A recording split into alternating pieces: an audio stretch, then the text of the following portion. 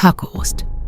From poverty in the mountains of Mexico to becoming one of the most infamous figures in modern history, Joaquín El Chapo Guzmán rose through the ranks of the underworld to build an empire worth billions. Today, we dive into the life, power, and dramatic downfall of a man who outwitted law enforcement time and time again. But behind the headlines is a story of ambition, betrayal, and the high-stakes world of illicit goods. Joaquín Archibaldo Guzmán Loera was born on April 4, 1957, in the rural town of La Tuna in Sinaloa, Mexico. Life was hard. His family worked in agriculture, scraping by with whatever they could. As a teenager, Guzmán was known more for selling oranges and avoiding school than for anything else. But the mountains of Sinaloa weren't just farmland. They were a stronghold for powerful trafficking families. By his late teens, Guzmán began working for local kingpins involved in the movement of illicit goods, shadow networks that would later shape his destiny. Guzmán first gained recognition under Miguel Ángel Félix Gallardo, known as the Godfather of the underworld. There, he managed logistics, making sure shipments arrived on time, routes were secure, and rival groups were kept at bay. He became known as El Rapido for his speed and efficiency.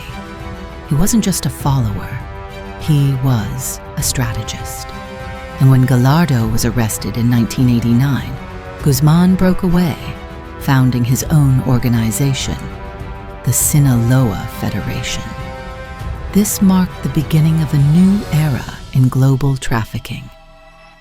By the 1990s, El Chapo had turned his operation into a multinational business, with supply routes stretching across continents and a distribution network embedded deep into the Americas. Guzmán was raking in billions.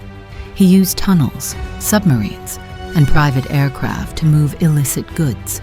His favorite? Custom-built underground passages beneath the U.S.-Mexico border, some equipped with rails and lighting. But with power came enemies. Both rival factions and government forces began to hunt him. In 1993, Guzmán was captured in Guatemala and extradited to Mexico. But instead of living behind bars, he turned the prison into a personal fortress. Bribes flowed freely, and luxuries were smuggled in regularly.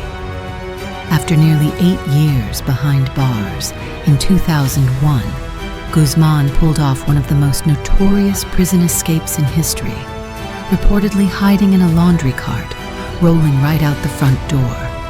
He disappeared into the mountains, once again becoming the phantom behind an empire. Over the next decade, El Chapo's legend reached mythic proportions. He was featured in Forbes as one of the most powerful people on earth. Ballads, called narco corridos, were written in his honor. But the violence and chaos tied to the trade of illicit goods escalated. Territorial disputes turned cities into war zones. Thousands were unalived in the crossfire. Communities lived in fear, and governments intensified their efforts to bring him down. In 2014, after 13 years on the run, El Chapo was captured again, this time in a beachfront condo in Mazatlan. But the story wasn't over. Just a year later, in 2015, he escaped again, through a mile-long tunnel dug beneath his prison cell. The tunnel even had a modified motorcycle on rails for a quick getaway. It wasn't until 2016, after a controversial meeting with Hollywood actor Sean Penn and Mexican actress Kate Del Castillo, that authorities located him once more. This time, he was recaptured and eventually extradited to the United States in 2017.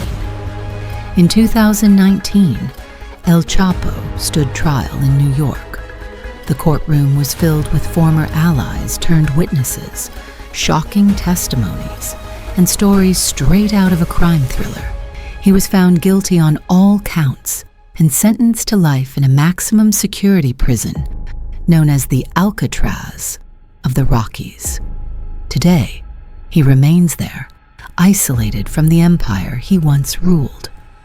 El Chapo's story is one of contradictions, of a man who rose from nothing to become a kingpin, of loyalty and betrayal, power and downfall. His legacy remains controversial, a reminder of the dark complexities of global crime and the human cost behind it. Thanks for watching. Don't forget to like, subscribe, and comment below. What should we cover next?